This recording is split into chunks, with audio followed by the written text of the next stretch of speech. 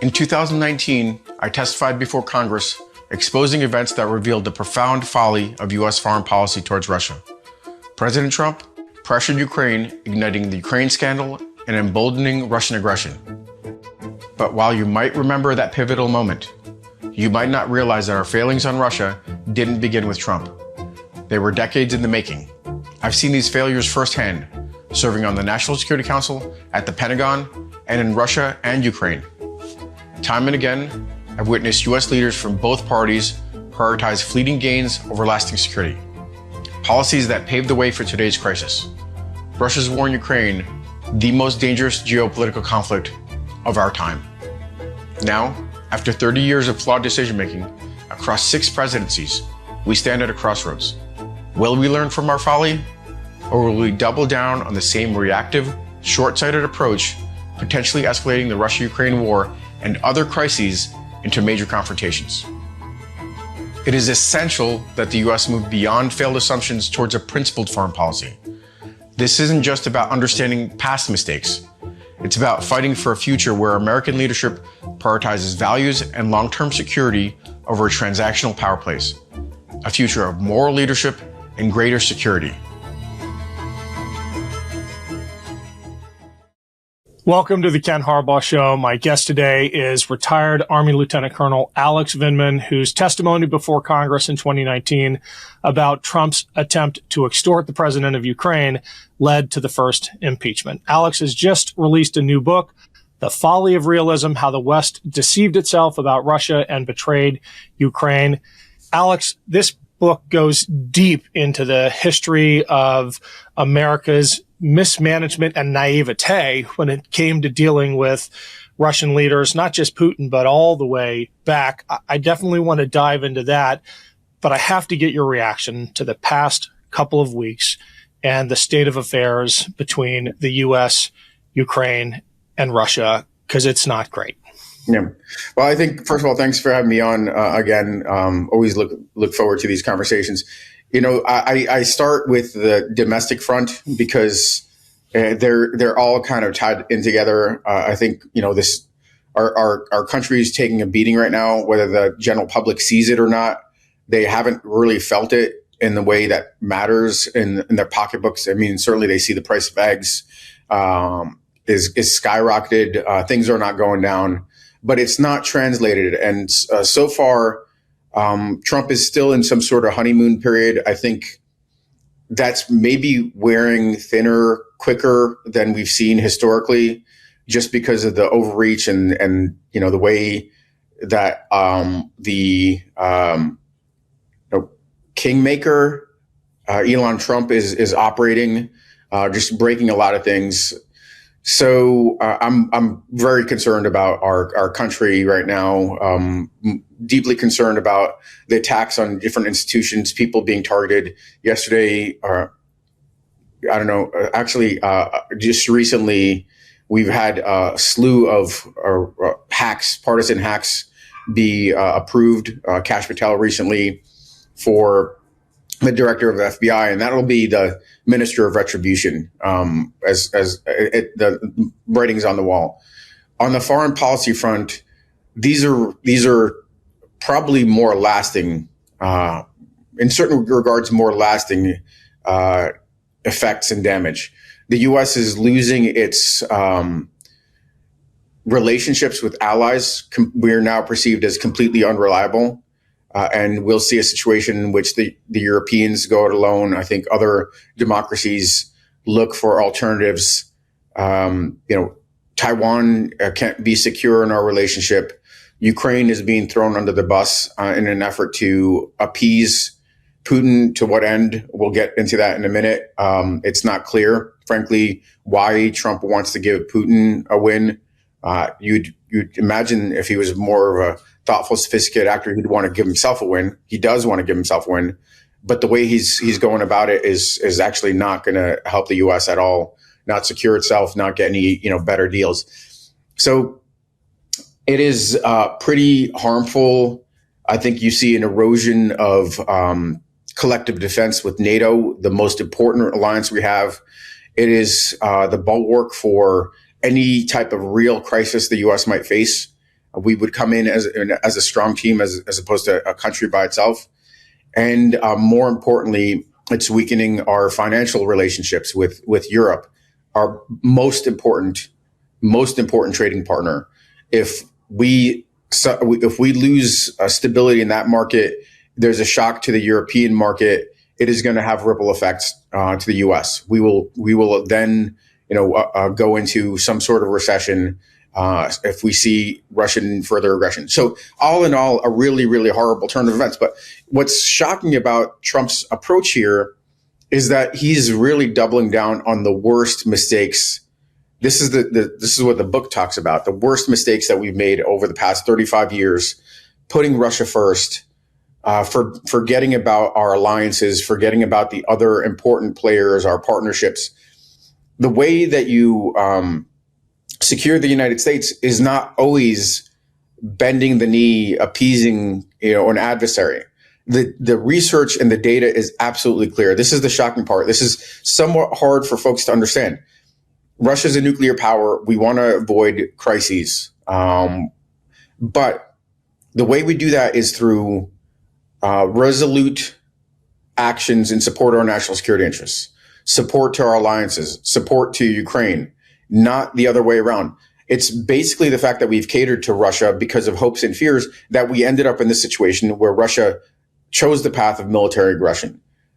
So whereas Trump is thinking, okay, this might not be worth it. We don't want a confrontation with Russia. It's got all sorts of resources. We want to play nice with them. That actually makes Russia more aggressive.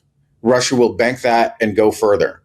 Instead of doing what we should be doing, which is the lesson I communicate in the book, we need to be absolutely crystal clear on what are the lines that cannot be crossed. That's NATO, that is European security, that is military aggression against neighbors, that destabilizes vital U.S. national security interests, and make sure that our adversaries understand that so they don't cross those lines without severe repercussions. That is the way we provide security for the United States. Your book goes deep into the history of American appeasement from Minsk to 2014. But I want to dwell on the alliance part for just a second, because I don't think most Americans realize that is America's true strength. Sure, we have the most powerful military in the history of the world, but our real strength lies in our friendships and our alliances. And Trump is either completely ignorant of that or willfully shredding that. And you write about this in your latest Substack. When you betray that trust, America really suffers. I'm thinking about your piece about the confirmation of Tulsi Gabbard as DNI, where you wrote about intelligence sharing, which is where we get most of the good stuff, right? We don't have the agents we need inside, the Kremlin, but Estonia might, right? Intelligence sharing is where the good stuff comes from. And you wrote that intelligence sharing allows the U.S. to counter threats posed by terrorists and adversarial states. With Gabbard as the head of DNI, Americans will be facing a more dangerous world with fewer friends and less tools. I don't understand how Republicans don't see this clear as day, especially the hawkish ones. This used to be the National Security Party. Yeah. It's interesting. I wonder if part of this is, Trump has got the largest ego. He's a narcissist, but some of that he conflates, it's all him. It's all him all the time. But some of that he probably conflates with the American power and American exceptionalism. And I also believe in American exceptionalism, but I believe that one of the reasons that we're exceptional is because of the alliances that we built over decades. And that the U.S. is less exceptional if we go it alone. It cannot be an island. From the basic things like the reason that we could be so effective around the globe, maybe the Europeans don't have the military industrial base that we have. They might have some exquisite systems, but some of the things that has been in the press is this long range missile called a Taurus. Pretty exceptional, maybe even better than some of the things we have. So, but they don't have the numbers that they need. Artillery, they don't have enough tanks. But what we do have with our partners is access and basing. We cannot fight from the island America. We have to defend our interests from Europe, from the Middle East, from the Pacific. We cannot do this. We cannot force project it is cost prohibitive and really impossible for the U.S. to have influence around the world without access and basing. And the reason we have access and basing is because of alliances and partnerships. So there is a theory right now that the Trump administration is going to withdraw the vast majority of about 80,000 troops. That doesn't include families, by the way, in Europe. It's going to be all those troops that have been put on the eastern flank to warn off Russia from attacking NATO, and further reductions in Germany and other places. And then, but that's not just removing the troops and figuring out where to base them here, hugely disruptive to families. It's also about what happens if there is a contingency that we need to. Do we want a scenario in which we are ever in a position where we have to fight to defend Europe, but we have to do a Normandy landing or Operation Torch in North Africa because we've lost all our access and basing in that part of the world? The fact that we're there is a warning to our adversaries and some security and comfort to our friends. We potentially could end up doing the same thing, let's say in Korea or Japan. It is not far-fetched. That's where we are right now, focused on Europe. But I think the dangers of American isolationism is that we are an island and we have no means to really defend ourselves, to perceive the dangers forward. That's where you perceive the dangers forward at the edge, at the frontier, instead of the island, and then where the victims of surprise attack, like I'm tying in a lot of historical references, like in Pearl Harbor.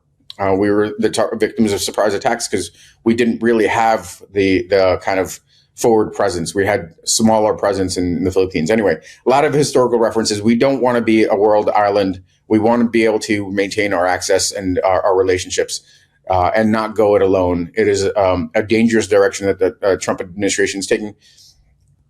And it might not have to do that. I mean, America First could mean sweeter deals for the Trump administration. It might be some element of increased transactionalism where there is a financial arrangement, mutually beneficial, where the U.S. invests, for instance, in Ukraine to get access to rare earths. The Ukrainians benefit from that investment. They need to develop their economy. They need to rebuild. So those kinds of deals can unfold in an America First strategy, but we need to be very, very thoughtful and not burn all the bridges that the Trump administration is trying to do as quickly as possible, just in the first month in office. Have you ever wondered how much of your personal data is out there on the internet for anyone to see? More than you think. Your name, contact info, social security number, and home address, even information about your family members, is all being compiled by data brokers and sold online because your data is a commodity. Anyone on the web can buy your private details. This can lead to identity theft, phishing attempts, harassment, and unwanted spam calls. That's why I personally use Delete Me. Delete Me is a subscription service that removes your personal info from hundreds of data brokers. Delete Me sends you regular, personalized privacy reports showing what info they found, where they found it, and what they removed. Delete Me isn't just a one-time service. Delete Me is always working for you, constantly monitoring and removing the personal information you don't want on the internet. To put it simply, Delete Me does all the hard work of wiping your and your family's personal information from data broker websites. Take control of your data and keep your private life private by signing up for Delete Me. Now at a special discount for our listeners, get 20% off your Delete Me plan today by texting Ken to 64000. Text Ken to 64,000. That's Ken to 64,000. Hey everyone, it's Ken. I need a quick favor. We are launching Valor Media Network, a new YouTube channel to highlight positive role models who will take on the toxic influencers of the so-called manosphere. Think Joe Rogan. We've got some great hosts already lined up. You'll recognize some of them like Jason Kander, Dan Barkoff, and Bobby Jones. And we've got more coming on board soon. Please click on the link below to Valor Media Network's YouTube page and hit that subscribe button. These early signups make all the difference. Thank you so much. Yeah, it's pretty appalling, but it is in some ways of a piece of America's approach to Russia / the Soviet Union going back a very long time. And I'm wondering if you have a sense, having studied this professionally, but also having been sort of rooted culturally in this antipathy towards Russia. Your family left Ukraine during the Soviet Union. If there's something about America's character or its psychological makeup that leads us to these kinds of appeasements, is it fear? Is it naivete, fear of nukes, naivete of Russia's ability to go back on its word? And, feel free to reference Minsk or 2014. Time and again, we have fallen for it. Why? Yeah. So it's interesting. There's so many different facets here. One is just a lack of understanding of history, a lack of understanding of the geopolitical environment. I'd say at the beginning of our relationship with Russia and Ukraine after the collapse of the Soviet Union in late 1991, we didn't necessarily distinguish Russia and Ukraine. We had a lack of understanding that those are two separate countries. We kind of granted it as Ukraine part of Russia's privileged sphere of influence. Russia has been occupying or attempting to wrestle control of Ukraine, different parts of it for 350 years, other parts of it for only 50 or 70 years. So we had a lack of understanding, a lack of cultural understanding. We also, because we have, this great American exceptionalism justified in a lot of ways, we also have an associated hubris. That means that we like to have relationships with other great powers. We prefer to not have relationships with lesser powers. We want them to be, ideally, we want them to be, we want them to be democracies. We want them to share our values. We want them to be good actors. And in the beginning, it seemed like that might be the case with Russia. In the 90s, there was a lot of hope around the fall of the Soviet Union, around Yeltsin, that Russia was going to reform and join the community of nations, be a democracy. And therefore, we could delegate some sort of regional influence, authority to for Russia to run its own backyard. We do this with other countries also. So like this, we don't have to manage, 193 relationships. We could manage, a much more reasonable handful of great power relationships. We made a huge mistake in thinking that Russia could be a partner in stability, instead of recognizing that Russia had its own revisionist, imperialist aspirations to conquer and dominate its region. I think that's part of the problem. Then there's something else that I point out in a very in a very precise kind of way. We succumbed to hopes and fears, repeatedly, hopes and fears. We thought we could do more with Russia in the 90s. We thought we could do more with Russia in the 2000s, at a point where it became clear that Russia was not going to share our values and was going to be an adversary, be a spoiler, kind of ruin things. And we also succumbed to fears, this basic notion that Russia is the largest country in the world, massive military, massive nuclear stockpile, and that we wanted to avoid a Cold War scenario. So we were very, very flexible. Instead of instituting some conditionality, some condemnation, warning Russia, bracing the countries around Russia, we did that to a certain extent by inviting, let's say, Poland, expanding. We expanded NATO because those countries were pleading with us to provide security to avoid Russian imperialism and aggression. That's why the Baltics and Poland are safe for now, until we demonstrate that the U.S. is not the backbone for NATO. But we didn't extend that to Ukraine.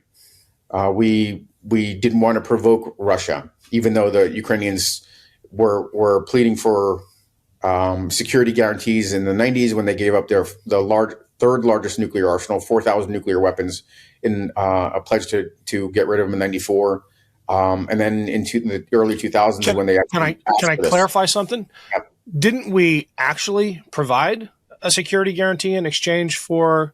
Yeah. I mean, it feels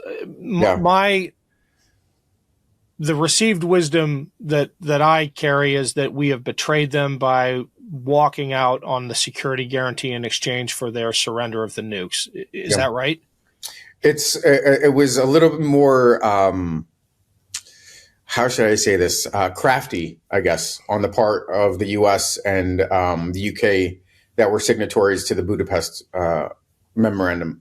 We provided security assurances, which is not the same thing as security guarantees. We explicitly avoided security guarantees because we didn't want to be, committed to defending Ukraine.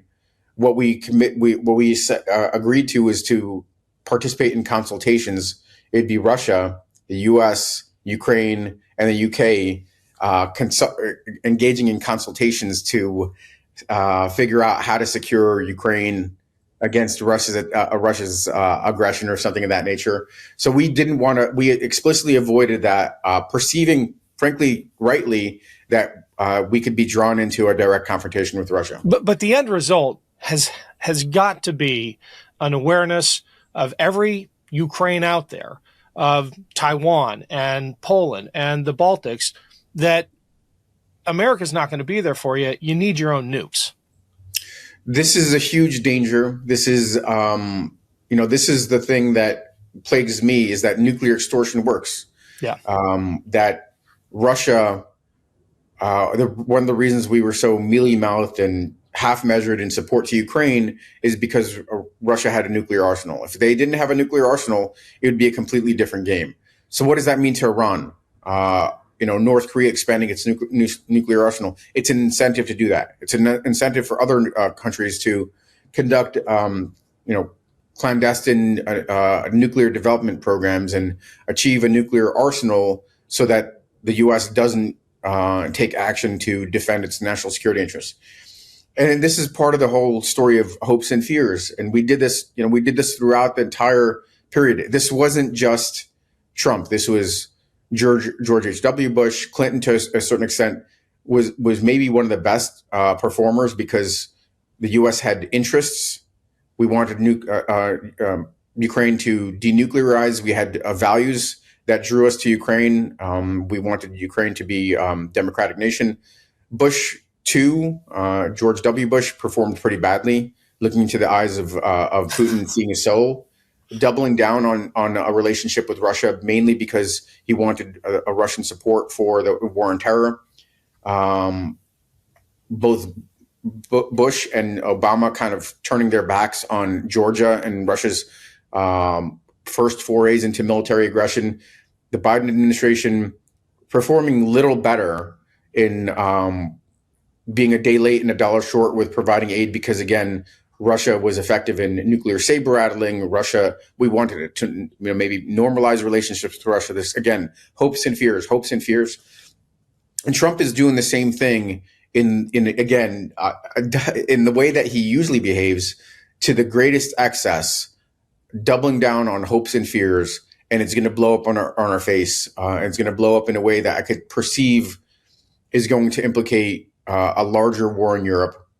I've looked at this for years. I wrote about this even before the war started, that the risk of spillover, if we don't do enough, is extremely high. And this is looks like it's going to realize because the Europeans know that the Kremlin has Europe in its crosshairs. So they're thinking about putting troops into Ukraine. And that is a recipe for a larger war. So it's a dangerous scenario. There are not a lot of answers to this. One of the things I try to do is communicate in a way that may resonate with Trump, as difficult as that is.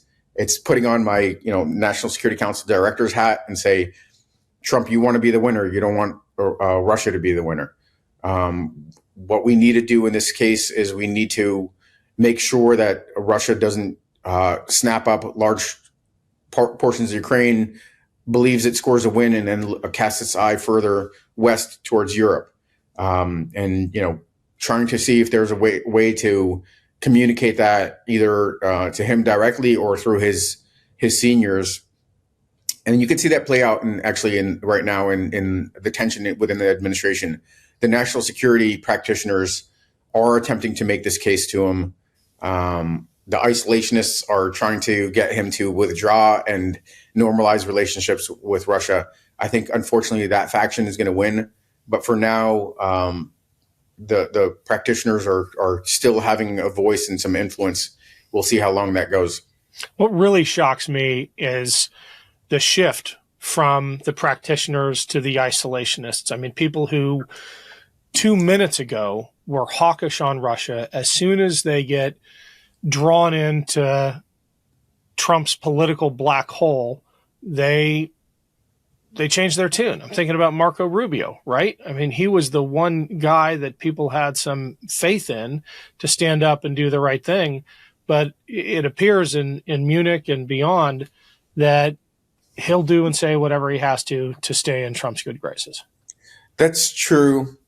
But there's a difference between the public messaging and staying on sides and what's going on behind the scenes and the private counsel. Good. And you could absolutely see this. You could see this in the rollback of, the worst comments from Hegseth and Trump about Ukraine giving up its territory, not being a part of NATO, and then just 24 hours later wheeling that back. You could see that still playing out. Totally. And amateur hour, by the way, on the part of this administration. I mean, humiliating for them, but reassuring for those of us who wanted to see some sign of pushback. This happens all the time, though. This will happen all the time. This happened all the time in the Trump administration. He does not want to look weak, but he makes mistakes pretty regularly and wheels them back. Most of the time, it's behind the scenes. Some of the time, it's public. We see that already in the first month playing out. Marco Rubio, Mike Waltz, in particular, know the lessons, have studied what happened to, for instance, H.R. McMaster, that made a mistake at MSC, the Munich Security Conference, and seemed to contradict the president, embarrass the president. They're not going to do that. So their criticism is going to be behind the scenes. We'll see some of the same things play out, I think, with the some of the Republican establishment that is concerned about national security. But ultimately, it's not going to. I don't think they'll be able to hold back the worst aspects of Trump and Trumpism. These folks will end up falling by the wayside. We'll see turnovers in the administration. We'll see the Republicans continue to be weak-kneed. It's shocking that every single one of Trump's absolutely atrocious cabinet picks made it through.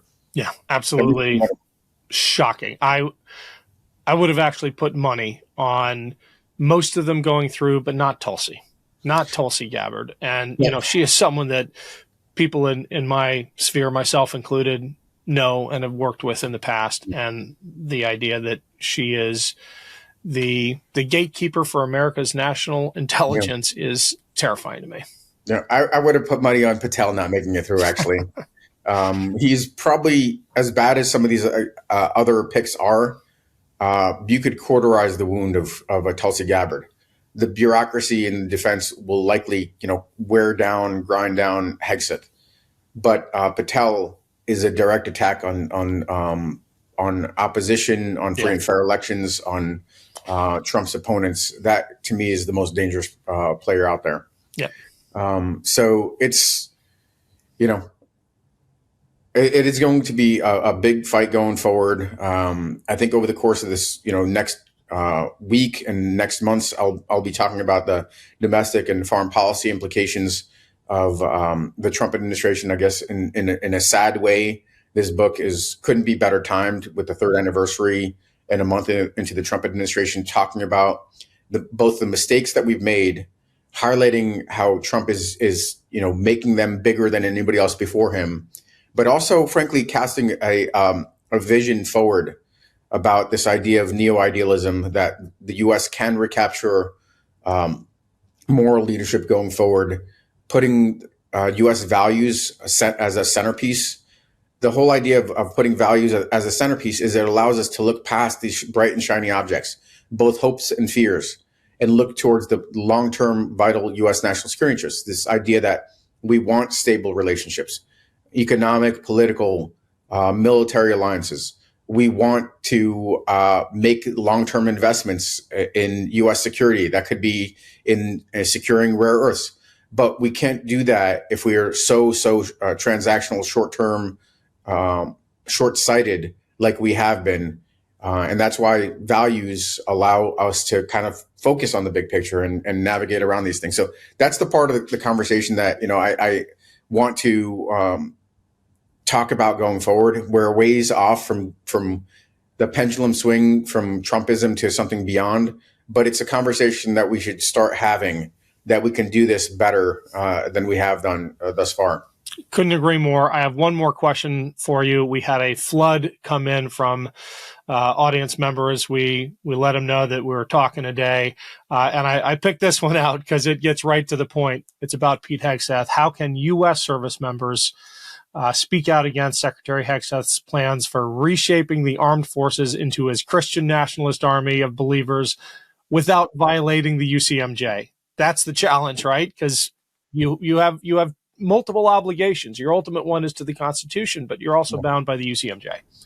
Yeah. So I think what's interesting is there's actually broader latitude than most people understand. You can't have that kind of political, overtly political kind of commentary in uniform. But you take off the uniform, you're off duty, you could be critical. You wouldn't be violating the UCMJ. The problem is it doesn't make a difference. With this administration, the fact that you're critical, even if you're not violating the UCMJ, means that you're relieved from your positions of authority, you're fired, you're marginalized, even if they don't necessarily force you out of the military. So that's where we are. We're in a lawless environment where there is going to be maximum cost. If we had the fortitude under the previous administration, or under the Trump administration, the first Trump administration, where people exercised that kind of latitude when they were challenged, like myself, when I was challenged to defend my values, to uphold the Constitution, I did it. But we were challenged multiple times. People stayed silent, even when they could do that without violating the UCMJ. Now it's harder, but we're going to see some folks exercise some moral courage. Why? Because there are going to be large numbers of people getting fired. I think C.Q. Brown, the chairman of the Joint Chiefs, is on the chopping block. General George, the chief of staff of the Army, is on the chopping block. I'd say Lisa Franchetti, the chief of naval operations, is on the chopping block. There are these senior officers are going to be fired. It's just a matter of time. And I think they could either attempt to, take those blows, stay silent, or they could speak up for their values and call bullshit. And I hope that some of them do that. I don't know if they will. Certainly, our military leaders have shown both a moral flexibility and a kind of lack of intestinal fortitude in standing up for our democracy, for the Constitution. But this is where it really counts. So we'll see if they stand up. Indeed, we will. Well, maybe they can take some inspiration from the lieutenant colonels and others who did what they didn't have the courage to do. Thanks, Alex. As always, we're out of time, but let's check in soon. I want an update on how Eugene's doing. I knocked on doors for him, and we'll check in about the progress of the book. And I'm sure we'll be in touch about the next Ukraine trip, which is coming up. That sounds great. So it's The Folly of Realism. It's out on Tuesday, 2/25/25, the day after the third anniversary. And also, you can find me at Substack at avindman.com. Awesome. We'll put everything in the show notes, Alex. Talk soon. Thank you. Can't get enough Meidas? Check out the Meidas Plus Substack for ad-free articles, reports, podcasts, daily recaps from Ron Filipkowski, and more. Sign up for free now at MeidasPlus.com.